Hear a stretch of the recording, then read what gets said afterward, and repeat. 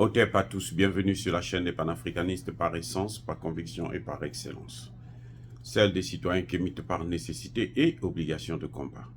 Nous sommes une chaîne qui n'est guidée que par nos ancêtres et rien que par les ancêtres qui appartiennent à l'égrégore du monde noir. Par conséquent, nous ne croyons en aucun Dieu venu de l'étranger. Toutefois, cette vidéo n'est aucunement destinée à inciter à la haine ou à la violence, car nous menons un combat qui est d'abord et avant tout spirituel, intellectuel et démocratique. Ensuite, il est politique, géopolitique et géostratégique. Contre l'impérialisme, le colonialisme, le néocolonialisme et l'endocoloniat, qui sont tous qualifiés de crimes contre l'humanité. Nous menons ce combat sur la base du principe fondamental que nous avons hérité de nos ancêtres kémites, qui est celui de la Mahat, c'est-à-dire solidarité, vérité et justice. Vous êtes donc en droit de connaître la vérité et nous avons l'obligation de vous dire la vérité, rien que la vérité, afin que justice soit rendue au continent africain. Et ça, c'est notre modeste contribution dans cette noble lutte en faveur de la souveraineté, la dignité, la solidarité et l'unité africaine. C'est exactement ça que nous appelons le panafricanisme. Bien-aimés frères et sœurs, en fin de compte, en réalité, la CPI a fait plus du bien à Laurent Gbagbo que de mal. Ça va vous étonner. On est tous contre, moi en premier, que Laurent Gbagbo puisse être arrêté, envoyé à la CPI, pour n'avoir rien fait. Pour avoir seulement géré son pays, été élu démocratiquement, et a voulu protéger les intérêts et la souveraineté de son pays. Ça, c'est une réalité. Dans les faits, le fait qu'on ait pris Laurent Gbagbo de la Côte d'Ivoire, d'Abidjan, pour l'amener à La Haye et le ramener, ça a plus rendu service à Laurent Gbagbo que de lui avoir fait du mal. Pourquoi je dis ça? Ça va surprendre beaucoup de gens, mais c'est une réalité à mon avis. Je m'explique. Si Laurent Gbagbo n'avait pas été envoyé à la CPI, au moment où nous parlons, avec la haine que Alassane Ouattara avait vis-à-vis de lui, avec la fougue qu'il avait vis-à-vis de lui, on allait mettre tous les morts de cette crise, de cette guerre, sur Laurent Gbagbo. On allait dire c'est lui qui les a tués. Ça, il n'y avait rien à faire. On allait dire que c'est lui qui les a tués. Et comme c'est lui qui les a tués, il faut qu'il fasse la prison à perpétuité. Et oui. Alors, ce sont eux qui ont tué. Hein. C'est Guillaume Soro et Alassane Ouattara qui ont tué ou fait tuer tout ce monde-là. Mais, ce qui allait se passer, c'est qu'on allait tout prendre en main sur sa tête. Il serait en ce moment, comme Guillaume Soro, en train de fouiller partout, chercher une terre d'asile. Il va chez les Occidentaux, c'est pas la peine, là-bas on ne peut pas le recevoir. Il va en Afrique, eh bien les Africains qui sont des lèche-culs vont le prendre et puis le mettre à la disposition des Français, des Américains et autres, et puis on torture le pauvre. Donc si cela n'était pas arrivé, au moment où nous parlons, Laurent Gbagbo serait dans une situation terrible. Il serait un fugitif, mais alors, permanent. On aurait trouvé un État qui l'accueille, et puis après on fait la pression sur cet État, on fait la pression. Après, il est obligé de choisir un autre État, il va ailleurs, bon, on te garde là pendant un an, le temps qu'on essaie d'encaisser la pression, et puis quand on voit que bon, la pression, ça commence à nous dépasser, parce qu'il y a des sanctions de la CEDEAO, il y a les sanctions de l'Union africaine, il y a les sanctions de l'ONU, il y a les sanctions de la France, il y a les sanctions des États-Unis. Qui va tolérer ça? On est obligé de sacrifier son propre frère, on doit sacrifier sa mère, on doit sacrifier son fils. Voilà ce qui se passe en Afrique. Hein. Dès que les États-Unis bougent comme ça, là, tous les chefs d'État africains, en dehors des nouveaux chefs d'État qu'on a vus là, on a les 3 présidents des États du Sahel et puis Touadéra. Sinon, tous les États africains, y compris Ramaphosa de l'Afrique du Sud. Ils sont tous pareils. Tous, ils sont pareils. Dès que les États-Unis, hey, vous avez vu l'Afrique du Sud? On a dit à Ramaphosa, tu sais, on va te sortir de la Goa. Ah, ouais, je vends 10 Mercedes là-bas chaque année. Si je sors de la Goa, qui va acheter ces Mercedes? Allez, il se replie. Je ne reçois plus Poutine. Là, c'est le grand Poutine. Je dis bien le grand Poutine, qui a œuvré pour la libération de l'Afrique du Sud. On le sacrifie. Donc, combien de fois Laurent Gbagbo, qui serait parti, par exemple, en Afrique du Sud, on allait le prendre, on le sacrifie. Il serait parti, surtout en Afrique centrale. Oh là là, c'est même pas la peine. En Afrique centrale, on allait le prendre, le coupe en mini-morceaux. Donc, la CPI, en fin de compte, a été une protection pour Laurent Gbagbo. Ça a été une protection.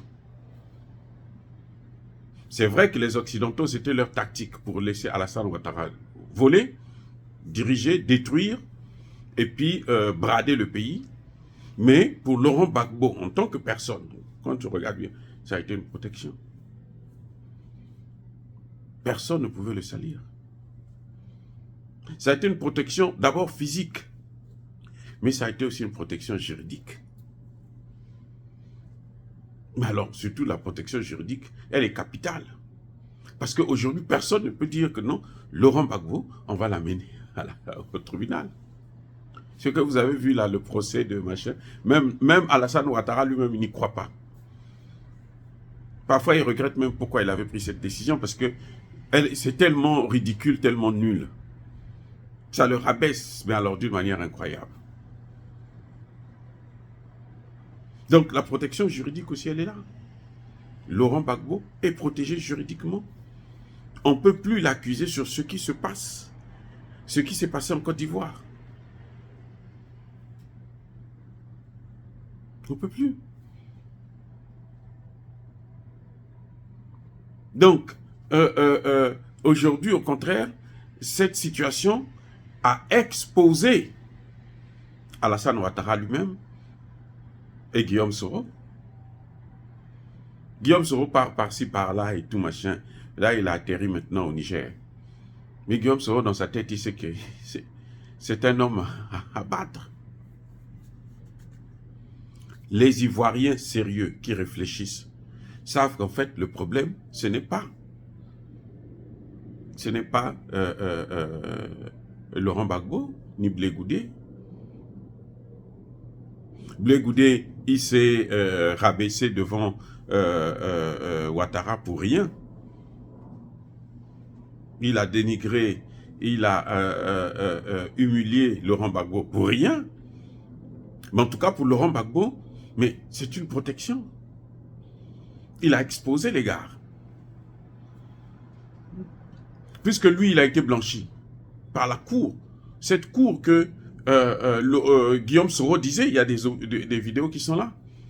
Il dit, on ne peut pas soupçonner la Cour pénale internationale. Ah, mais Guillaume Soro, on comprend que tu n'as pas fini tes études, mais tu ne peux pas arriver à faire des déclarations aussi tapageuses. Et Soro dit, on ne peut pas soupçonner. Non, ce sont des gens sérieux, ce sont des gens honnêtes. Ils ont mené l'enquête, ils ont trouvé que c'est Laurent Gbagbo. Ils partent là-bas. Eux-mêmes, ils ont regardé, tourné, redétourné et tout machin. Ils ont dit non, c'est pas lui. On a débouté la dame. On a débouté la procureure. Là. Elle a fait appel de la décision. Madame a fait appel de la décision. Vous savez, la décision de Laurent Gbagbo, ce n'était pas une décision unique, non. Il y a eu la première décision, la procureure a fait l'appel et elle a été reçue et elle a encore plaidé pour la condamnation de Laurent Gbagbo. La cour a maintenu sa position et dit non. Le premier jugement là a été bon parce qu'il n'y a pas de preuves. Ceux qui l'ont tué, ils ne sont pas dans cette salle. Ils ne sont pas dans cette cour. Ils ne sont pas ici à La Haye. Il faut aller les chercher à La Haye. C'est là qu'elle se tourne maintenant. Bon, il faut aller voir Alassane Ouattara lui-même. Guillaume Soro lui-même, ils sont tous au pouvoir. Ils commencent à se battre maintenant parce qu'ils n'arrivent pas à partager le pouvoir, justement. Vous voyez comment Dieu, hein, le Dieu des Kémites, là, il sait faire ces choses. C'est-à-dire que Dieu, il faut, c'est-à-dire qu'à toute chose, malheur est bon. C'est pas parce que vous êtes défavorisé, vous subissez une injustice criarde devant tout le monde, que forcément, c'est bien pour eux et que c'est mauvais pour toi. Non, parfois Dieu fait ça pour te protéger de certaines choses. Il te protège. Et quand il voit que le terrain est propice, maintenant il te prend, il t'expose. Il dit, voilà mon fils, ou voilà ma fille. C'est elle que j'ai choisi pour tel boulot. C'est elle que j'ai choisi pour telle chose. Ça, ce sont des réactions divines. Et ça, l'homme ne peut pas contrôler ça. Vous pouvez aller même voir des féticheurs et tout, personne ne pourra contrôler ça. Quand Dieu il prend les choses en main. Vous ne pouvez pas modifier ça. Rien ne changera. C'est ainsi que Laurent Gbagbo a été protégé par Dieu en le torturant un peu, en l'amenant à la haie. Mais aujourd'hui, on ne peut pas. C'est-à-dire que quand Laurent Gbagbo est assis sur sa chaise, dans son fauteuil, dans son salon, il regarde les conséquences de la guerre, les gens qui sont morts, mais qui les a tués. Il rigole seulement. Il dit, ah, entre eux, Guillaume Soro et Alassane Ouattara ne s'entendent plus. Alassane Ouattara veut la peau de Guillaume Soro. Pourquoi? C'est pas parce que Guillaume Soro a commis tel ou tel crime, non. C'est parce qu'il ne veut pas que Guillaume Soro parle. C'est tout. La seule chose que Guillaume Soro, le seul crime actuellement de Guillaume Soro, là, c'est son silence qu'on veut avoir. Coûte que coûte. S'il faut utiliser la fiole, c'est-à-dire le neutraliser, il n'y a pas de problème. Mais c'est ça qu'ils veulent. Ce n'est pas le jugement, non. Ce n'est pas le jugement. Il y a plein de gens qui sont condamnés, mais qui sont en Côte d'Ivoire. Laurent Gbagbo aussi a été condamné, il est en Côte d'Ivoire. Mais Guillaume Soro, le problème c'est que lui, il a maintenant son silence. Avant, ils avaient Gbagbo qui prenait tout, on mettait tout sur son dos. Maintenant, on ne peut plus mettre ça sur le dos de Gbagbo. Les familles qui pleurent là, celle qui a perdu sa maman, celui qui a perdu son père, celui qui a perdu son frère, celle qui a perdu son fils. Mais ils pleurent tous les jours. Nous, on veut savoir la vérité. Qu'est-ce qui se passe? Et Guillaume Soro, je vous ai déjà dit dans une de mes précédentes vidéos que la seule vérité qu'on attend de lui, là, c'est de dire qui a tué. C'est de dire qui a financé. Comment ça s'est passé. Et ça, les Occidentaux ne veulent pas qu'on puisse savoir ça. Parce que si nous savons la vérité, là, eh bien, nous saurons comment vivre avec eux. Nos enfants, peut-être pas nous, nos enfants vont savoir que, oh, mais l'histoire avait dit ceci, regardez ce qui s'était passé avec ces gens. Il faut prendre telle disposition. Voilà pourquoi ils ne veulent pas. Ils veulent le silence de Guillaume Soro. C'est la même chose pour Bazoum. C'est le silence qu'on veut de Bazoum. C'est pour toi qu'ils savent que non, il est entouré, il est dans une base militaire. En cas d'attaque, il va mourir. Mais on se dit non, tant mieux. Ça nous arrangerait parce que ce qu'on veut, c'est son silence. S'il parle, il est foutu. Et Soro est complice de ne pas parler. S'il est complice des Occidentaux, il croit que les Occidentaux peuvent encore l'aider. Mais les Occidentaux ont déjà montré que c'est fini, on ne peut plus lui faire confiance. Parce que la France-Afrique, les règles, ça ne pardonne pas.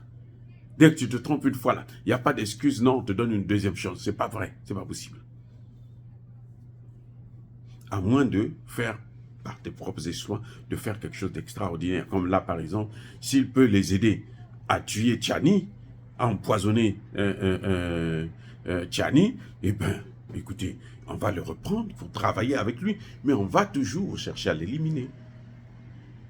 Parce que quand on va l'amener sur le terrain, c'est pas sûr qu'il ait la confiance. Thiam, on l'a placé. il va prendre le parti d'Henri Konan Bédié.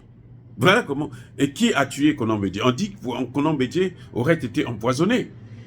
Donc, Thiam doit savoir ce qui s'est passé. Mais, comme il travaille pour eux, ils l'ont tué pour que lui puisse prendre la place. On ne voulait plus de lui parce qu'il s'était trop rapproché de Gbagbo. Donc voilà, Laurent Gbagbo est tranquille. Pendant qu'eux, ils se battent, il est tranquille.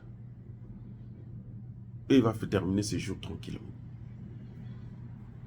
Maintenant, eux, ça va mal se passer jusqu'à la fin.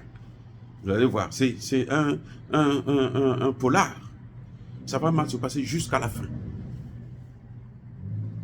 Il y en a un qui doit finir par neutraliser l'autre pour que ça se calme. Et puis, qui doit forcément prendre le pouvoir, s'il le peut, pour qu'il ne puisse pas avoir la vengeance de l'OTAN. Dire cela, c'est inciter à la haine ou à la violence. Non. Il y a bas, colère, il y a mal. Encore une fois de plus, bien-aimés frères et sœurs, je persiste et je signe. Soyez bénis. Soyez abondamment bénis par le Dieu des Kémites et par nos ancêtres angélisés. Mais que tous ceux qui persécutent le continent africain, le pillent et le déstabilisent, qu'ils soient noirs, blancs, chinois, arabes, indiens ou qui qu'ils soient punis, maudits, foudroyés, neutralisés, écrasés, effacés par le Dieu des Kémites et par nos ancêtres angélisés. Vive l'Afrique éternelle, j'ai dit et j'assume.